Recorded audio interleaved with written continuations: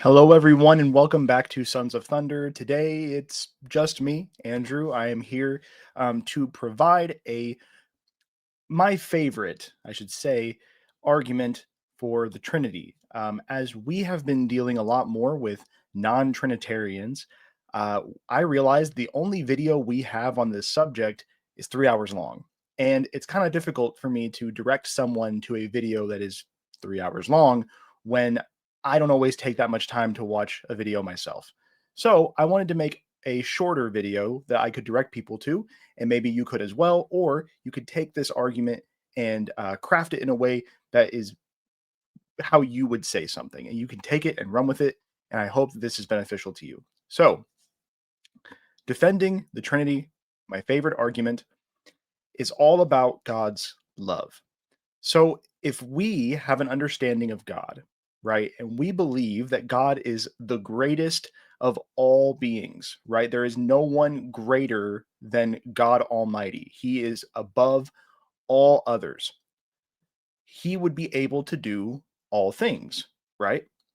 But my question becomes, can God be all loving when there is no one to love?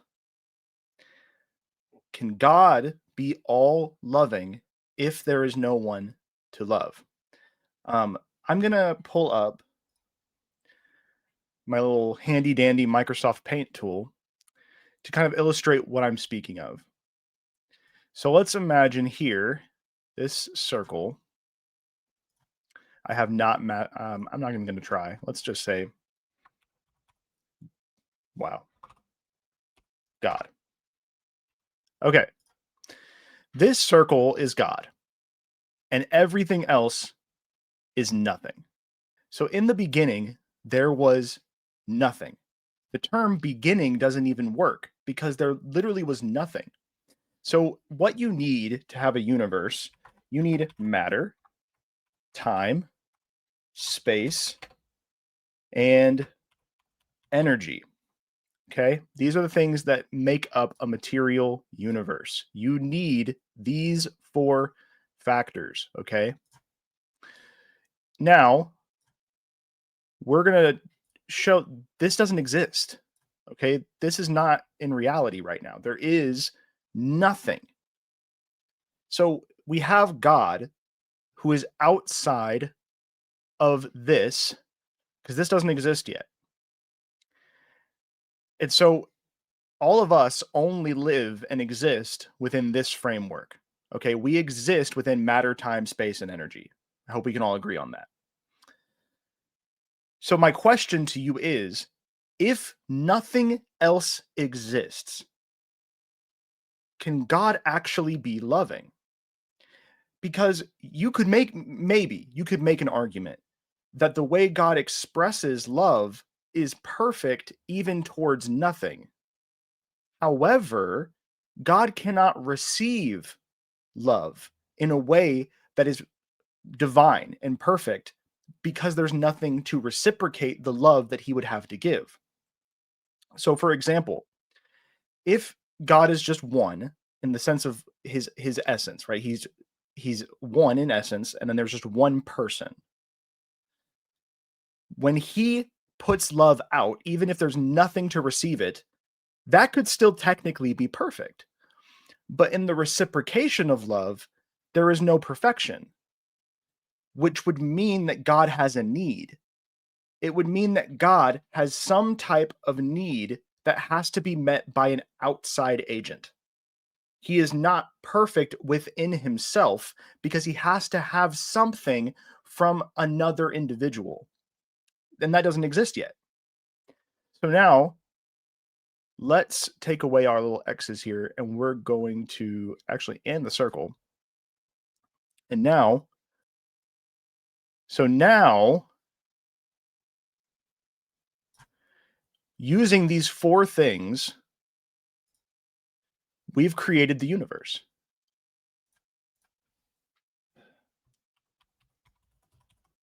Universe. Creation exists. Okay.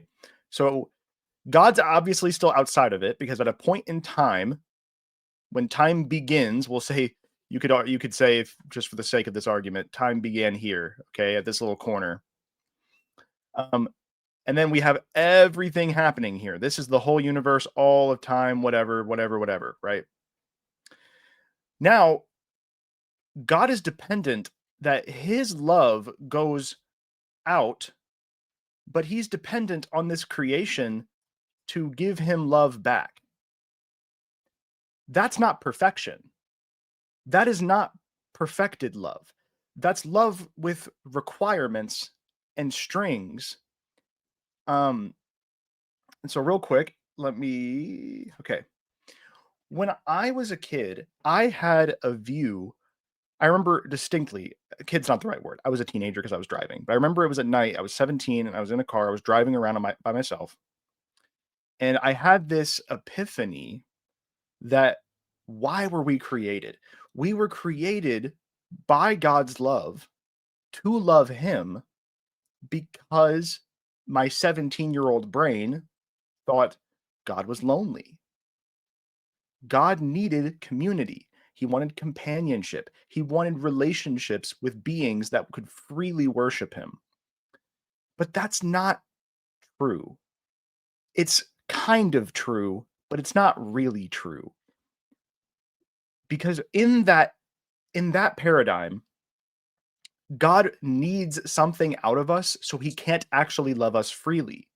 If you are in a situation where love has requirements in the sense of um you have to do something in a certain way to receive love, right? So now God has to do something for his creation to love him. That's not perfect love. Perfect love is a love that has no requirements. Perfect love is a love that is separate from what the individual may do. So if God is solo, just by himself, this is the kind of love interaction you have with his own creation. Um, and so I would argue that is not a perfect form of love. So can God truly be greater than us? Because this kind of love interaction is what we see in similar power dynamics to someone who has authority over another person, that the love between them isn't actually properly reciprocated because the person who is under the authority is only showing that love regardless of what the person in authority does because of fear. That's not actual love. Um, so, where does the Trinity fit in all this? I'm so glad you asked. Um, what we're gonna do? Okay. All right. All right. I'm not gonna be totally able to do this. It's fine. If you have OCD, I'm so sorry. So now, let's picture this. Back in the beginning, let's say up here, we've got. I'm gonna give God a different name. We're gonna call him the Father. Okay. So we've got the Father. And this is, again, outside of time. Nothing. Imagine this box. I don't want to erase this because I don't want to put the work back in, but imagine this box hasn't happened yet. And we're back outside of the confines of matter, time, space, and energy. The Father does an action called begetting. The Father begets the Son. Okay. And in this process, I hated that. Let me wait. In this process, the Father loves perfectly the Son. Okay. And then from the Father also proceeds the Spirit. Okay. So from the Father proceeds the Spirit. And the Father loves the Spirit. So again, the circle here is God, right? The circle is God. Nothing changed about God. The essence is the same. But the Father, who is the divine origin of all things, the Father begets of himself his own substance. We need to lock in on this. He did not need another being to create of himself. Okay? Not that Jesus is a created being. This is just I'm using the best language I can. G- listen, when we talk about how Jesus isn't a created being, creation only exists within this framework. Okay? In this framework outside of time, there's no beginning. This is eternal. The Son is eternally begotten by the Father. This has always been. The Father, the Son is the word that comes from the Father. And in that, he has eternally been with the Father. And the Father, without any other thing in reality, can show love to the Son perfectly and to the Spirit perfectly. But not only that, the Son can show love to the Father and to the Spirit perfectly. Okay, so the Son is fully able to express love back to the Father perfectly because he shares the same essence as the Father. They are of the same essence, nature, being. So they share in a perfect love, right? What did I say earlier? It's possible that God could give love perfectly, but he can't receive love perfectly if it's just himself. Now, the Father, who is God, gives perfect love to the Son, who is God, who can then give his perfect love back to the Father. So there is a perfect reception of love, and he can give it to the Spirit. And likewise, oh, forgive me, the Spirit can do the same. Okay. So in this situation, you have where the Father loves the Son and the Spirit. The Son responds in love to the Father and the Spirit, and the Spirit responds in love to the Father and the Son. In this paradigm, there's no need for anything else. Perfect love exists within the triune nature of God. And what we try to express is this is not three gods. Nothing changed about God's essence. It's just one essence. This is God. How he has chosen to reveal himself to humanity and how he has chosen to express himself is in three distinct persons. And again, I understand that logically this can be difficult to understand, but practically speaking, this is the only way that God is able to love his creation because now the Trinity all together here, this is we're going to say this is, you know, all three of their loves just merging in the middle here. Not this is not a new being. This is just like a formation of love. Okay, I didn't have a better way of expressing this. Can go out into creation with no expectation that creation has to love it back. Okay, they don't need creation to love it back. They don't need creation to love it at all. They don't need that. They're not dependent. If every being in the universe, so let's do this. Let's say this circle here is Earth, okay? Earth. If every individual born on Earth rejected God outright entirely, and many views of Christian faith would say they do. If every being alive on Earth refused to show love to the Father who created them,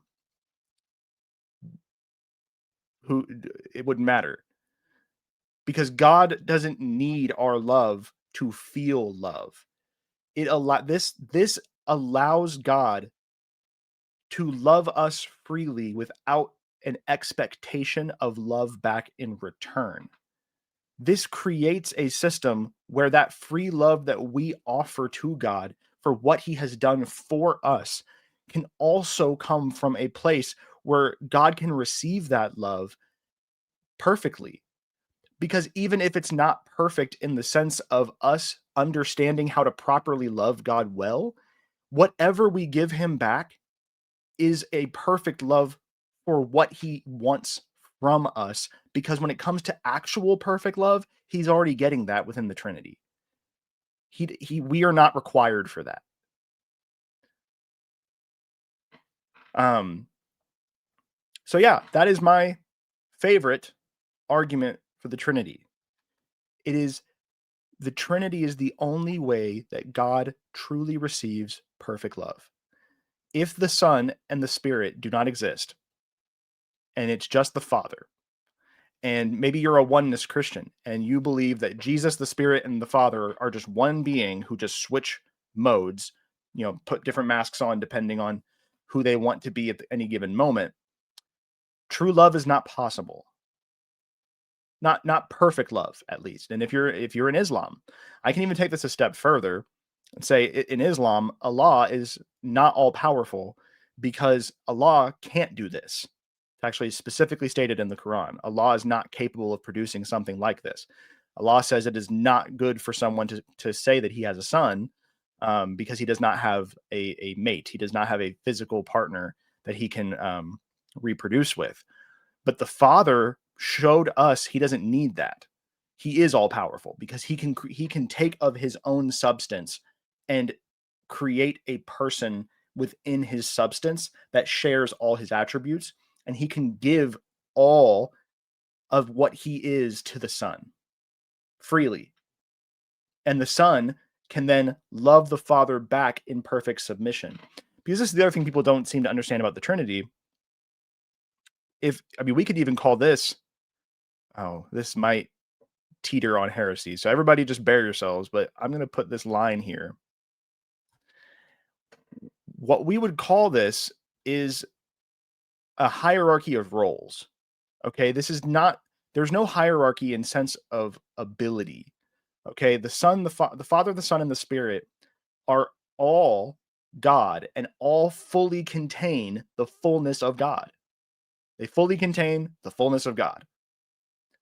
However, the Son perfectly submits to the Father because the Father, as the divine origin of all things, has authority over the Son. The Son is subordinate to the Father. Okay? In the same way, the Spirit also is subordinate to the Father. In the story where Jesus, John 20, I think. No, John 18, I'm pretty sure. John 18, correct me if I'm wrong. When Jesus explains to his disciples that he will be going away and it is better for them, the Comforter will come, and he will not speak on his own authority, but only by every word he hears from the Father. So the Spirit is also subject to the Father, and he does that perfectly. Okay? But that only exists within the Trinity. It does not exist in a system where there is only one. So, I hope that this has been helpful. If it hasn't been, please feel free to comment and explain why you don't think this is helpful. If it has been helpful, consider giving a like, sharing this with people you know, um, taking this argument and using it for yourselves. I absolutely think that this is how we all grow together. Is how we feed off of each other. We're helping each other in the battle of proper Orthodox understanding of Christianity. So, yeah. Thank you all, and I hope you have a wonderful day. Peace.